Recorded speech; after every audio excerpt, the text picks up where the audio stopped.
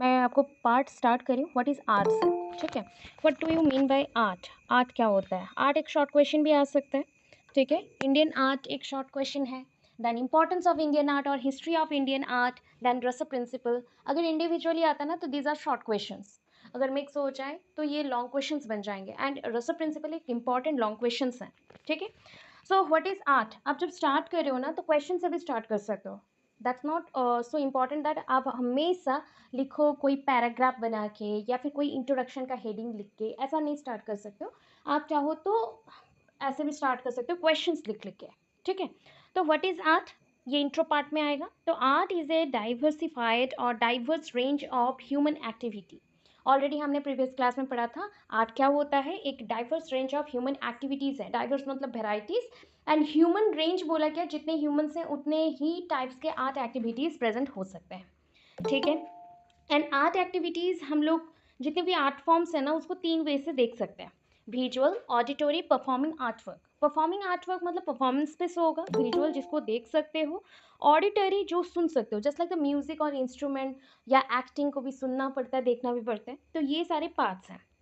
The word art, ये कल भी किया था, वही पोर्शन से है। The word art has been derived from the Latin root, ये लैटिन रूट में भी जो लिखा गया है आर्ट ही है, विच मीन्स स्किल्स और क्राफ्ट। आपको स्किलफुल बनाना और क्राफ्ट सीखना।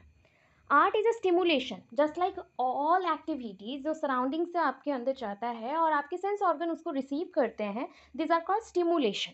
That stimulation presented by many artist, ठीक है। एंड ये किसको अफेक्ट करेगा? ऑडियंस को। रिस्पॉन्स कहाँ से मिलेंगे? ऑडियंस से मिलेंगे। तो stimulation provided by artist and response provided by audience. Art education is the area of learning, ये एरिया ऑफ लर्निंग है because it is based on many things. तो इसको हमने लिखा भी था, drawing, painting, sculpture, music. We can collect information through internet, Wikipedia और encyclopedia. अगर इन्फॉर्मेशन बोलो ना तो वेरियस टाइप की इन्फॉर्मेशन है जिसको हम कलेक्ट कर सकते हैं इस रिगार्डिंग डिफरेंट फॉर्म्स में। अब स्टार्ट करना है इंडियन आर्ट। तो इंडियन आर्ट क्या है? Indian art consist of a variety of art forms, बहुत वेराइटीज़ के आर्ट फॉर्म्स पे प्रेजेंट है। जस्ट लाइक कल भी हो चुका था, plastic art, visual art, textile art. आज के क्लास में एक नया क्वेश्चन भी एंटर होगा जो यूनिट 2 से होगा, एंड उसमें मेंशन होगा 2D फॉर्म्स के आर्ट, 3D फॉर्म्स के art, textile art, sculpture art. तो उसका ना मैं आपको चार्ट दे दूंगी पूरा, ठीक है। उस चार्ट को आप नोट डाउन कर लेना। इससे क्या होगा, एग्जाम में आपको कुछ वर्ड्स ही लिखने पड़ेंगे चार्ट बना के, एंड आपको प्रॉपर लाइन बाय लाइन लिखना नहीं पड़ेगा, ठीक है।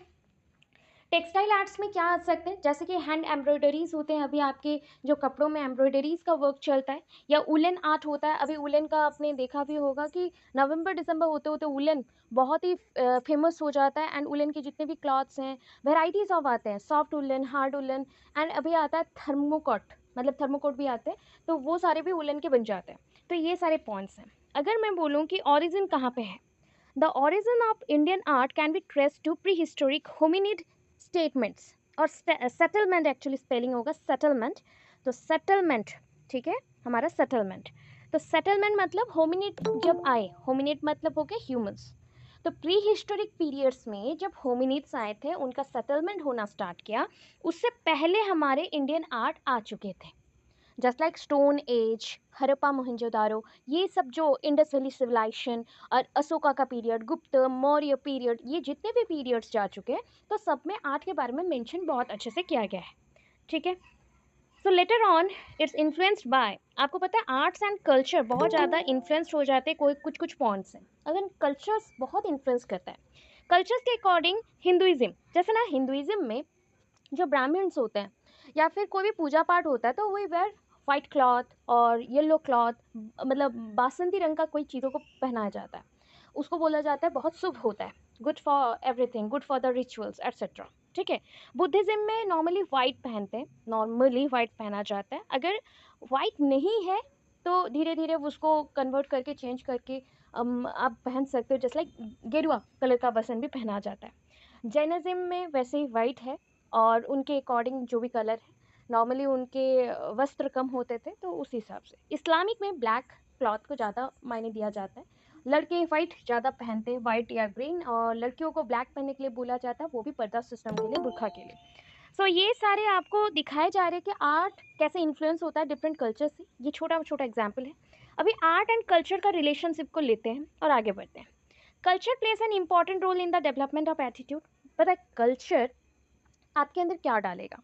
कल्चर जैसे पेड़ों को सोच लो, वो ह्यूमंस है, एक सोसाइटी है पेड़, ठीक है। एक छोटा सा आपने पेड़ लगाया, वो एक छोटा सा सोसाइटी, ह्यूमन सोसाइटी, एंड उसमें एवरीडे आप कुछ कुछ कल्चर्स डाल रहे हो। कल्चर्स कैसे डालोगे? पानी है कल्चर, ठीक है। अभी हम पानी को एवरीडे थोड़ा थोड़ा करके डाल रहे हैं, तो उसके थ्रू क्या जा रहा है पेड़ों में? जैसे पेड़ों में एटीट्यूड जा रहा है, वैल्यूज़ जा रहा है, गुड मोरल्स जा रहा है, सेल्फ एस्टीम जा रहा है। मतलब जैसे पेड़ ग्रो करते हैं, अगर पानी खाना सफिशिएंट हो या फिर धूप सफिशिएंट हो, वो अपना फोटोसिंथेसिस कर पा रहा है। सेम वे से एक ह्यूमन सोसाइटी में अगर कल्चर प्रेजेंट रहेगा, कल्चर इंटरेक्शन से धीरे धीरे आपके अंदर values, attitude, good moral, self esteem develop होता है। कल्चर एंड क्रिएटिविटी मैनिफेस्ट ये मैनिफेस्ट क्या करेगा? मैनिफेस्ट करता है जस्ट लाइक हमारे डिफरेंट टाइप ऑफ इंफॉर्मेशंस को ऑलमोस्ट ये डेवलप करता है, हर एक लेवल को, पर्सनस को हर एक लेवल में डेवलप करने में हेल्प करता है। जस्ट लाइक इकोनॉमिक कंडीशन में, सोशल कंडीशन में, अदर एक्टिविटीज़ में, social, economic and other activities में। Thus India is symbolised as cultural pluralism. Singular बोलोगे तो सिंगल कल्चर मिलेगा, सिंगल आर्ट मिलेंगे, बट इंडिया है full of culture, full of creativity, full of essence, full of beauty, full of art. So cultural pluralism India को बोला जाता है। Next, अभी इंडियन कल्चर में हम देखने वाले हैं कि इंडियन आर्ट कहाँ से आ रहा है, डेवलप्ड अगर हो रहा है तो इंडियन आर्ट कहाँ से डेवलप्ड हो रहा है और कौन से पीरियड से डेवलप्ड हो रहा है। पहले हम अर्ली इंडियन आर्ट पीरियड में चलते हैं। अर्ली इंडियन आर्ट पीरियड क्या है? ये सारे पॉइंट्स आपके बुक से ही मेंशन किए गए हैं, this are very important. And basically मैंने ट्राई किया था बच्चों को जब लिखवा रही थी, 3 से 4 पॉइंट या 4 से 5 पॉइंट, 5 से अबव नहीं जाना है। हर एक पार्ट से 5 पॉइंट्स रहेंगे, ऐसे ही लिखोगे। एंड कोई भी बच्चा पैराग्राफ में नहीं लिखेगा, ना ही स्टेटमेंट देने को ट्राई करेगा। क्विकली समझो ये पॉइंट क्या है, क्योंकि ये इंडियन रसद के बारे में है, इंडियन आर्ट कल्चर्स के बारे में है, तो बहुत सारे पॉइंट्स हमें जब लिखने रहते हैं तो हम किसी चीज़ को शॉर्टकट माइंड मैप के थ्रू भी दे सकते हैं, एंड इससे कोई मार्क्स नहीं कटते हैं एग्जाम में। पहला point, rock art discovered by Archibald Carlill. आपके बुक में ही नाम है, उन्हीं का नाम मेंशन किया गया, आर्किबाल्ड कार्लिल, ठीक है। इन 1899 जे कॉक, आपका कॉकबर्न है, ठीक है, कॉकबर्न होगा, that is BURN, Cockburn came to limelight, ठीक है। ये लाइमलाइट है, लाइमलाइट मतलब जैसा ना मॉडलिंग कर रहे हो आप, मतलब 10 लड़कियां हैं मॉडलिंग कर रही हैं, उनमें से एक लड़की है जो बहुत फेमस हो गए, तो उनको बोलते हैं लाइमलाइट में आ गए।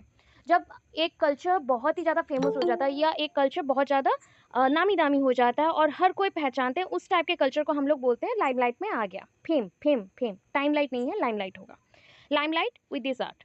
सो 1899 में जे Cockburn BURN came to limelight with this art. Then Dr. V.S. Wakankar discovered painted rock prints.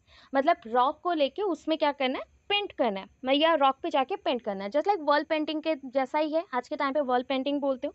Example जैसे होता है ना, आप खुदाई का काम करते हो, कर्विंग होता है, या फिर एनग्रेविंग होता है, पेंटिंग होता है। तो ये सारी इंपॉर्टेंट चीज़ है जो कि आप लोगों को आर्ट में बताया गया। ये रॉक आर्ट में होता था, खुदाई करके किया जाता था मैक्सिमम टाइम। सेकेंड में आता है Indus valley civilisation, Indus valley civilisation बोल रहे हैं। सो इंडस वैली सिविलाइजेशन का पीरियड देखो कौन सा है, ये देखना BC में आ रहा है, और BC का जो पीरियड होता है वो पहले बड़ा होगा और बाद में छोटा होगा, मतलब बड़े से छोटे में आ रहे हो ऐसा सोच के चलना, तब रिमेंबर करने में आपको ईजी होगा। सो 2500 मतलब 2500 BC से 1750, दैट इज 1750 BC तक है। So large scale art in this time period observe, मतलब बहुत वेराइटीज़ के, लार्ज स्केल आर्ट मतलब बहुत वेराइटीज़ के आर्ट इस टाइम पे मिल रही है। It includes gold jewelleries with beautiful design, terracotta art, terracotta आप जानते हो मिट्टी के ऊपर डिज़ाइन बनाए जाते हैं, आजकल बहुत लोग पहनते हैं इसको, टेराकोटा आर्ट को। कपड़ों पे भी वैसे ही डिज़ाइन किया जाता है, उसका एक पैटर्न होता है, वो पैटर्न मंडला आर्ट में भी यूज़ होता है, एंड ज्वेलरीज में भी यूज़ हो रहे हैं, ड्रेसेस में, कपड़ों में भी प्रिंट करने के लिए यूज़ किया जा रहा है। मॉन्की, डॉग, बियर्स, ये सब टेराकोटा आर्ट में बनाए जाते थे। स्टोन फिगर्स जैसे कि स्टैचूज हो गए वो सब, ठीक है। Most inscriptions are extremely short, मतलब इतने भी डिटेल में कुछ नहीं था, कम सम दिया गया, इस टाइम का थोड़ा सा डिज़ाइन ऐसे मेंशन हुआ। ब्रोंज डांसिंग गर्ल, आपके बुक में एक होगा डायग्राम देखना, ब्रोंज डांसिंग गर्ल मोहिंजोदारो, वो जस्ट लाइक मॉडल जैसा वर्क करेंगे, हम लोग जैसे कमर में हाथ डाल के खड़े होते हैं वैसे टाइप का है। और advance, showing the advance modelling. Seal, जो आपके मोहर होते हैं, मुद्राएं मोहर होते हैं वैसा, तो showing the yoga positions. And इसको बोला जाता था पशुपति। इस टाइप के आर्ट को हम लोग बोलते थे Pashupati. Sometime this art is called Pashupati. फिर आया आपका थर्ड पीरियड, जैसे कि मौर्यन आर्ट आएगा। मौर्यन आर्ट का पीरियड रेंज पहले देखना कौन सा है। मौर्यन पीरियड, मौर्यन पीरियड है 340 BCE to 232 BCE। 340 BCE to 232 BCE। Mauryan art is divided into 2 parts. ठीक है, हमने मौर्यन आर्ट को 2 पार्ट में डिवाइड कर दिया। एक है नॉर्थ इंडियन मौर्यन एम्पायर, ठीक है, दूसरा है अशोकाज पीरियड। ठीक है, अब ऐसे ही डिवाइड करके करो, बुक में पैराग्राफ राइटिंग किया गया, आप ऐसे करना। तो हमारा रेंज स्टार्ट हुआ था 340 BCE टू 232 BCE। सो 330 मतलब आपको 340 के अंदर और 322 BC, ranges between 322 BCE to 185 BCE तक नॉर्थ इंडिया मौर्यन एम्पायर फैला हुआ था। उस टाइम पे इसी एम्पायर का चल रहा था। अशोका का पीरियड है 40 ईयर्स, इसका शासन काल दिया गया है, रेन मतलब शासन 40 ईयर्स का। अगर आपका 40 ईयर्स नहीं जान पा रहे हो तो 232 से आप 40 को ऐड कर लेना। ठीक है, 40 ऐड कर लो, आपको मिल जाएगा। ऐड बस करो तो आपको स्टार्टिंग पीरियड मिल जाएगा, दैट इज 232 प्लस 40 तो 272। और उससे भी पहले आ जाएगा 260 से, एक्चुअली 260 से ये सब थोड़ा थोड़ा स्टार्ट हुआ, बट बहुत ही ज़्यादा फेमस हुआ 268 270 इस पीरियड में। ठीक है, इसके बाद देखो नॉर्थ इंडियन मौर्यन एम्पायर में एक्सपांड फ्रॉम कहाँ से हुआ, expand from extreme south sub continent to India. Extreme south Dravidian sides में चले जाओ पूरा, उस पीरियड में बोला गया है। ठीक है, इन्फ्लुएंस बाय पर्शियन, ज़्यादा इन्फ्लुएंस है पर्शियन से। एग्जाम्पल जैसे इस टाइम पे ज़्यादा होता था drawing, would painting, stone monuments, stone sculpture etcetera. And Ashoka के पीरियड में क्या होता था, जस्ट लाइक उनके फादर कौन थे, Bimbisara, influence by Buddhism. Ashoka influence है बुद्धिज्म से, तो बहुत सारे स्तूपर्स, जैसे बुद्धिज्म के गौतम बुद्ध के स्तूप बहुत सारे होंगे। रॉक आर्किटेक्चर उस टाइम पे बहुत ज़्यादा था। टेराकोटा आर्ट भी था, टेराकोटा के फिगर्स भी थे। ठीक है, फिगरीन्स होगा, स्पेलिंग में आप फिगरीन्स लिखना, बस हो गया फिगरीन्स। अभी नेक्स्ट आता है बुद्धिस्ट आर्ट। बुद्धिस्ट आर्ट मतलब गौतम बुद्ध से इन्फ्लुएंस्ड होगा, बट कहाँ से कहाँ तक है, क्या है, हम उसको चेक करेंगे। So 1 CE to 500 CE, the cave of Ajanta और कार्ले, ये सब कॉमा करके करना। ये सारे प्लेसेस हैं जहाँ पे इन केव्स में आपको बुद्धिस्ट आर्ट बहुत ज़्यादा देखने को मिलेगा। भौजो एट्सेट्रा, ये सब एरिया में, भौजो अजंता करले, ये सब एरिया में आपका बुद्धिस्ट आर्ट मिल जाएगा। Iconic figure of Buddha, Gautam Buddha और बोधिसा, आपका जो भी बोधिसत्वस होता है, बोधिसत्वस मतलब आपके उनसे जुड़े हुए जो भी लोग थे उनके भी स्तंभ होंगे, छोटे छोटे से होंगे, या फिर उनके जो भी चीज़ें तब यूज़ होती थी वो सबको आर्ट में दिया गया। एग्जाम्पल्स क्या था, स्तूपस, टेराकोटा, फिगर्स एंड फिगरिन्स। हमेशा देखो फिगरिन्स का स्पेलिंग में बोल दो, आप फिगर लिखते हो, ठीक है, उसको बस इतना करना फिगरिन्स। ठीक है, इतना चाहिए, फिगरिन्स, ENES लगेगा, फिगरिन्स। एंड सिंबल्स ऑफ लोटस उस टाइम पे ज़्यादा यूज़ किया जाता था। इवन आपको कुछ बुक्स में देखने को मिलेगा गौतम बुद्ध लोटस के ऊपर बैठे हैं या उनके हाथ में लोटस है, ऐसा आपको भी देखने को मिल सकता है, या फिर उनके सर के पीछे एक लोटस का सिंबल होगा, ऐसा सिंबल्स यूज़ किया जाता था। Buddhism develop and increasing N emphasis on statue of Buddha which greatly influenced Hindu and Jain religion. इस पीरियड में हिंदू को, जैन को बहुत ज़्यादा ही वो सारे जो बुद्धिज्म डेवलप हुए, स्टैचू ऑफ बुद्ध हुए, वो सब बहुत ज़्यादा इन्फ्लुएंस करने लगा। The Buddhist Kushan empire spread from central Asia to northern India. Central Asia spread होगा, spread from central Asia to northern India, northern तक ये फैला हुआ है। फिर नेक्स्ट आता है आपका पीरियड गुप्त आर्ट का। तो गुप्त आर्ट में चलते हैं, तो Gupta art 320 CE to 550 CE, because ये CE में अभी आ गए हैं बुद्धिस्ट आर्ट से, सेंचुरी वाला पीरियड जो अभी चल रहा है उसी पीरियड में, इसलिए टाइम आगे बढ़ते जाएगा। मतलब सोचो फर्स्ट सेंचुरी, ये से हम लोग 21st सेंचुरी में हैं, तो ये तो 320 मतलब 2000 साल हम लोग बिता चुके हैं, 2024 में है, बट वो बोल रहा 320 CE, बहुत पहले। It's also known as a classic peak period of northern Indian art. इस टाइम को बोला गया, इस टाइम पे क्लासिक पिक मतलब बहुत ही हाईएस्ट रेंज में नॉर्दर्न इंडियन आर्ट फेमस हुआ, एंड इसको गोल्डन एज बोला गया। It include just like supposed all art like ये सपोज लिखा गया है, ठीक है, सपोज नहीं है, सपोज्ड है। सपोज मतलब include Hindu art, Buddha art, Jain art by making figure and figurines. Buddha and Jain tirthankaras इनके फिगर्स थे उस टाइम पे। इसमें ना दो सेंट्रल पॉइंट है स्कल्पचर आर्ट का। कहाँ कहाँ मिलता है? मथुरा, गंधरा, ये सब जगह पे मिलेगा, ठीक है। नेक्स्ट आया आपका middle kingdom and the late medieval period. Late है LATE, late medieval period 600 CE to 1300 CE, ठीक है। सो इसमें जो इंस्क्रिप्शंस आ रहे हैं just like pillar of Ashoka, explanation of many artifacts, जैसे चोलो, चेरा, पांड्यन, तमिल डिनास्टी जितने भी थे, जो भी साउथ के एरिया में है विंध्य माउंटेन में, वो सब बहुत ज़्यादा फेमस हो गया आर्ट कल्चर्स को लेके, बिकॉज बहुत कुछ लिखा गया। अर्ली जो अभी आपका है, मतलब आप बोल सकते हो अर्ली मॉडर्न, मॉडर्न है ये, not model, modern, early modern and colonial era. So 1400 CE to 1800 CE and it's a period of fine art. ये कौन सा पीरियड था? फाइन आर्ट का पीरियड था। एग्जाम्पल इस आर्ट में एज ऑफ राजपूत किंगडम्स, सुल्तान, विजयनगरम एम्पायर होगा, और जस्ट लाइक एम्पायर होगा, एम्पायर, एम्पायर, वो डिक्टेशन जो भी हुआ है उसके अकॉर्डिंग जो बच्चे लिखे थोड़ा बहुत आगे पीछे किए। गजपति, मुगल, ओम्स और मराठास, इनका पीरियड था ये, और इस टाइम पे फाइन आर्ट को लेके ही काम किया गया है। फिर आया ब्रिटिश पीरियड। ब्रिटिश पीरियड 1841 से लेके 1947 तक, ठीक है। Western and old arts are very famous and wealthy, बहुत ही दामी, नामी दामी वाला था, फेमस भी था। और example just like Mona Lisa painting आप जानते हो, मेनली यूज्ड, इस टाइम पे ज़्यादा यूज होता था, used of water colour. And पता है इस पीरियड को बोला गया रोमांटिक पीरियड, बिकॉज इसमें रोमांटिसिज्म को कन्वे करने के लिए सॉफ्ट टेक्सचर टोन का यूज़ किया गया, मतलब सेट्स का हम लोग यूज़ करने लगे, different type of colour sets का। फेमस आर्ट स्कूल एस्टैब्लिश्ड हुआ इस पीरियड में by British empire in 1888, the Bombay art society, the Bombay art society. अभी आते कॉन्टेम्प्रेरी आर्ट और नावेडेज वाला आर्ट, मतलब अभी का आर्ट जो चल रहा है, 1900 CE टू प्रेजेंट, अभी का पीरियड है। Painting, sculpture remained important in the letter period, अभी भी चलता है ये सब, खुदाई का काम हो गया, स्कल्पचर पेंटिंग का काम हो गया, ये सब होता ही है। और बहुत सारे फेमस आर्ट पर्सन्स हैं जिन्होंने अपने आर्ट के थ्रू एक्सप्लेन किया है बहुत सारी चीज़ों को, just like Nalini Malani, Subodh Gupta, Narayan Ramachandra, Vivan Sundaram, Jitish Kallat and Bharti Dayal has chosen to handle the traditional Mithila art. That is a Mithila, traditional Mithila art और painting. तो ये सारे पर्सन्स हैं, ठीक है। तो ये पर्सन्स जो है आर्ट कल्चर को अभी आगे लेके जा रहे हैं, और भी बहुत इंपॉर्टेंट पर्सन्स है, बट इतना काफ़ी है। क्या हम क्लियर हैं आर्ट के ऊपर? इंडियन आर्ट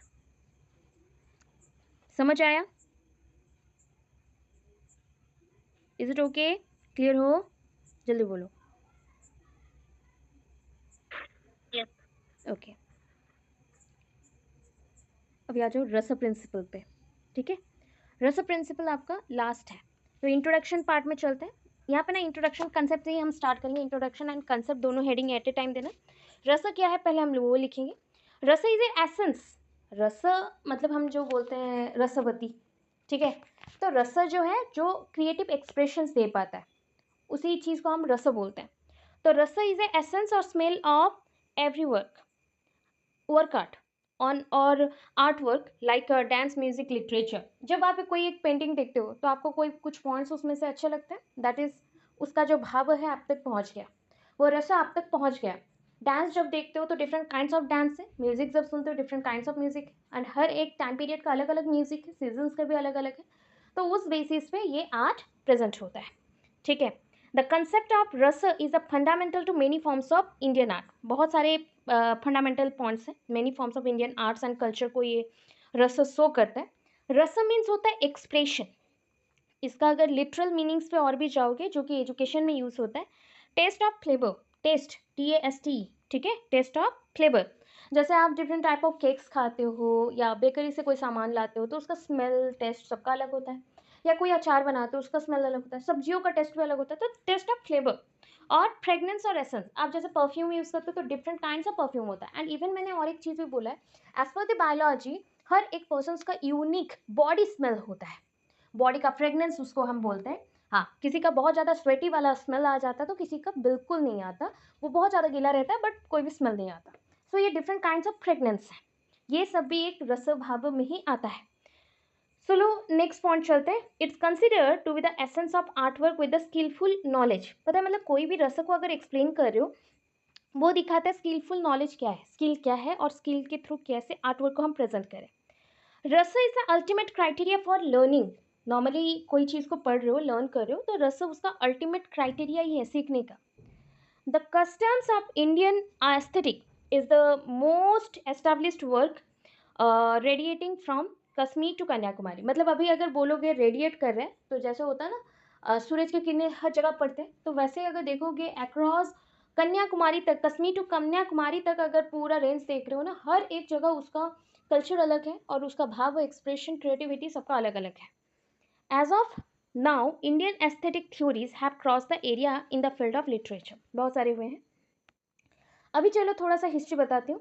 नाट्य शास्त्र मतलब आप जिसको बोल सकते हो नाट्य शास्त्र मतलब ड्रामा, डांस के थ्रू ड्रामा, वो सब नाट्य शास्त्र। ये first millennium BCE Sanskrit literature, ठीक है, Sanskrit literature on the art that is predicted to Bharat Muni, ठीक है, प्रेडिक्टेड टू लिख सकते हो, बाय यहाँ पे करेक्ट होगा ज़्यादा, प्रेडिक्टेड बाय भरत मुनि। And Bharat Muni contains a chapter 6 devoted to rasa concept. मतलब उन्होंने एक बुक लिखा था नाट्यशास्त्र बोल के, संस्कृत वर्ड में ये लिटरेचर लिखा गया एंड उसमें चैप्टर 6 में रस कंसेप्ट के बारे में बताया गया। भरत मुनि ऑल्सो टॉक अबाउट रसानीपति, मतलब रस के अधिपति कौन थे और कितने भाव प्रकाश किए थे उसके ऊपर। एंड रस वेदा, जैसे आप वेद पढ़ते हो वैसे रस के भी वेद है, which refers to the creation of rasa and process of appreciate respectively, sorry, process of appreciating respectively।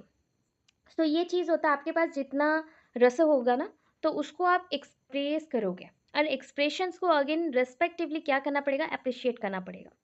Origin and history, it's the theory of 4th century AD. देखो ये जो थ्योरी अभी आप पढ़ रहे हो ना, ये 4th सेंचुरी एडी का थ्योरी है।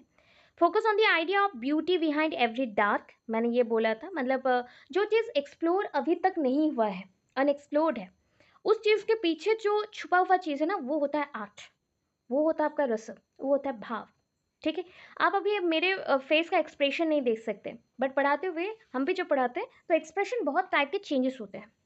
So later it was focus by, later spelling LATER होगा, later it was focus by many scholars and educationist. बहुत सारे स्कॉलर्स एजुकेशनिस्ट हैं जिन्होंने काम किया है इसके पीछे, रस कंसेप्ट के पीछे, जैसे कि है कुंतला, ठीक है, देन है लोलाटो, विश्वनाथ, ब्रह्म, देन एक नाम है ब्रह्म, एक नाम है भमह, ठीक है, दो टाइप के नाम यहाँ पे गिवन है, आप दोनों देखना, एक है ममता।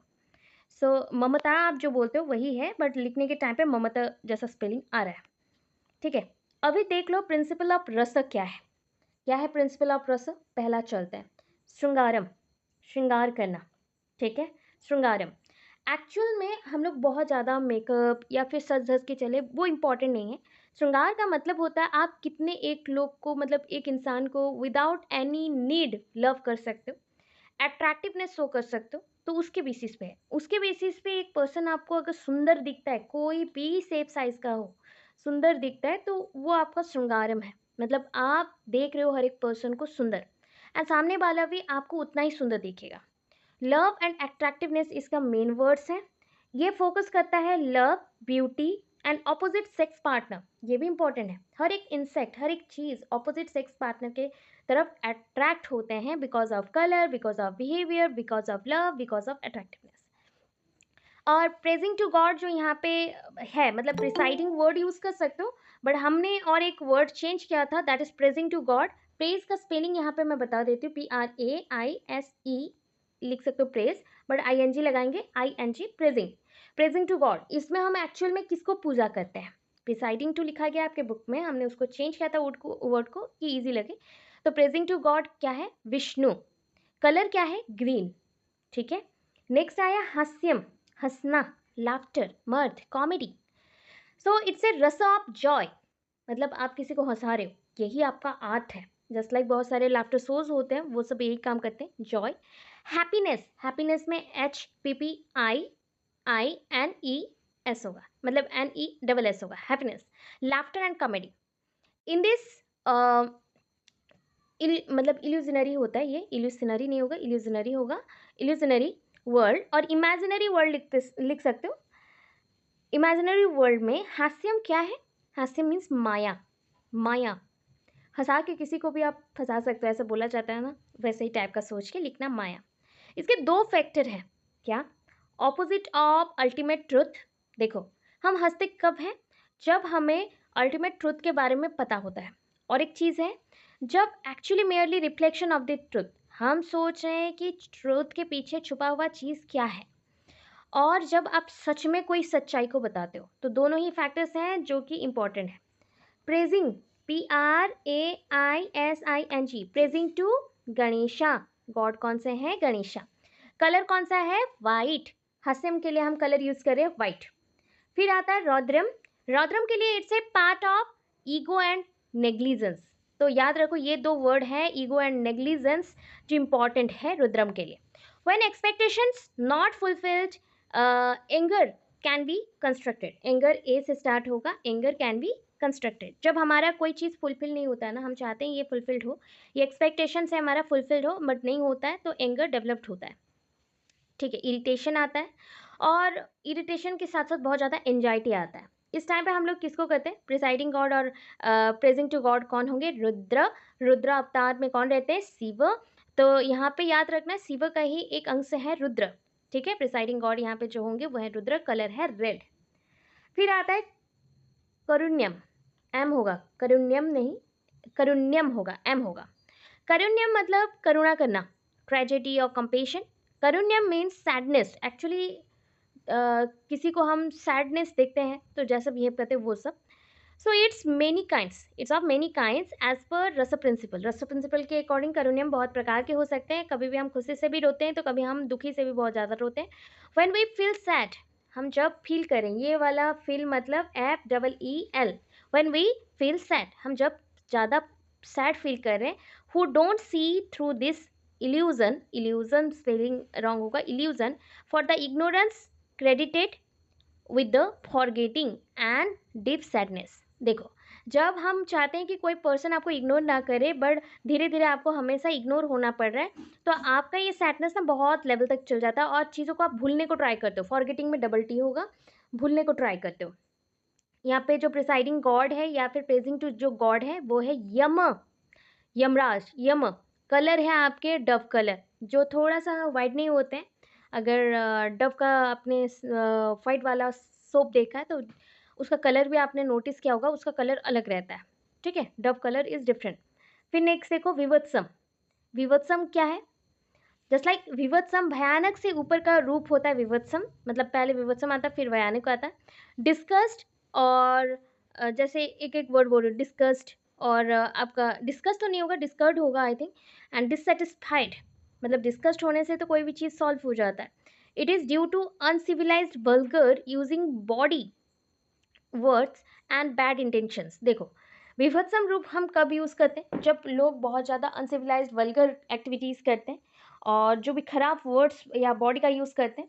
इसमें हम प्रिसाइडिंग जो गॉड है और प्रेजिंग टू जो गॉड है वो शिव है, कलर है ब्लू। फिर नेक्स्ट आता है भयानकम। भयानकम मतलब टेरर एंड हॉरर, डरना, धमकाना, ये सब।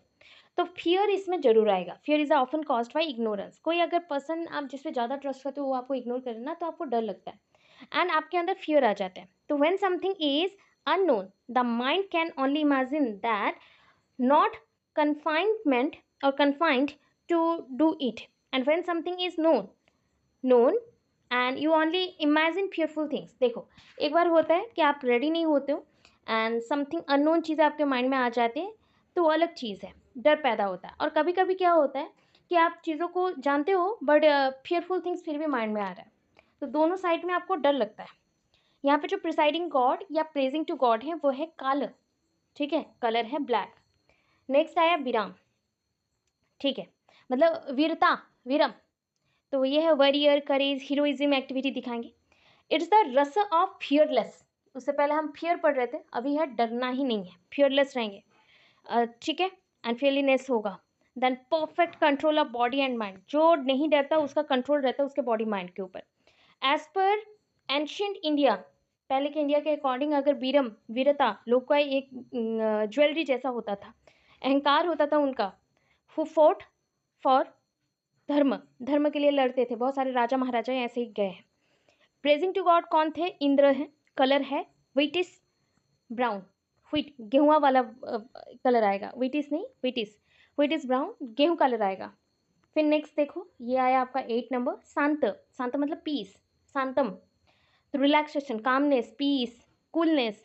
तो रियल शांत मीन्स रोल्ड इन समाधि। अगर आप चाहते हो ना कि आप खुद को शांत कर लो तो आप अल्टीमेटली समाधि में लीन हो जाओ, तो आपको मिल जाएगा। Although everybody experience some relaxation in sometimes, but samadhi is the stage.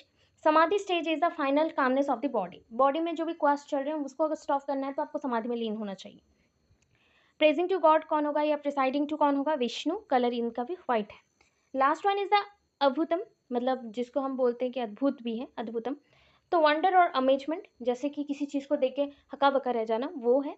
Human beings have try to understand everything in their life, experience which include excitement, full of wonder, full of opportunities and beginning of spiritual life। अगर जब आप सोच रहे हो कि भगवान की तरफ जा रहे हो तो आपका स्पिरिचुअल लाइफ स्टार्ट हो गया, जो भी आपके यूनिटीज़ है वो बढ़ रहे हैं, एक्साइटमेंट बढ़ रहे हैं, फुल ऑफ वंडर्स, और चीज़ें जो मतलब सडनली आपके माइंड में आ रहा है वो सब बढ़ रहा है। तो ये अद्भुतम है, किसी चीज़ को देख के ऐसा हो गया वैसा बोला। To know the complete truth and mystery of life, हम किसी चीज़ के पीछे का छुपा हुआ मिस्ट्री को ढूंढते हैं इसके through.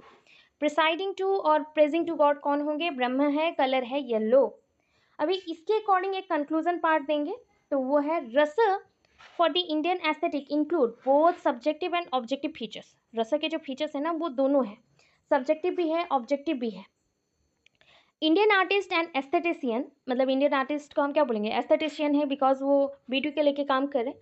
Through very good appreciation of natural beauty and pay more attention to the creativity of individual and nature of God. तो हमारे जो एस्थेटिशियन है वो किस पे काम कर रहे हैं? जो अच्छी चीज़ें हैं उसको अप्रिशिएट करते हैं, एक दूसरे को अटेंशन देते हैं कि और क्या क्रिएटिविटी बनाए, और इंडिविजुअल जो नेचर है उसको भी उन्होंने प्रे किया। एंड नेचुरल जो गॉड है, मतलब नेचर ऑफ जो गॉड है, ये भी इम्पोर्टेंट है। Not all literature and art is expressive of emotion, मतलब हर एक लिटरेचर से आर्ट नहीं अच्छा लगता या फिर आर्ट से भी नहीं अच्छा लगता, बट अगर मैं बोलूँ प्रॉपर वे से, प्लीज़र अगर जिससे मिले, जो चीज़ आपको शांति दे और खुशी दे, वो आर्ट सबसे बेस्ट होता है। Pleasure is represented in Indian aesthetic sole aim of art, but it's very narrow, ये बहुत ही संकीर्ण है, और clearly based on educational and socio political level. ये अगर इन्फ्लुएंस होता है तो सोसाइटी के अकॉर्डिंग, पॉलिटिकल लेवल के अकॉर्डिंग। क्या हम क्लियर हैं? बिकॉज एक इंपॉर्टेंट लॉन्ग क्वेश्चन है इसलिए दोनों पार्ट मिला के पढ़ाया गया। 1.5 कल importance of education, art in education या क्राफ्ट का थोड़ा बहुत आपने पढ़ा, तो वही 2.1 तक कंप्लीट हुआ है। ठीक है, क्या हम क्लियर हैं?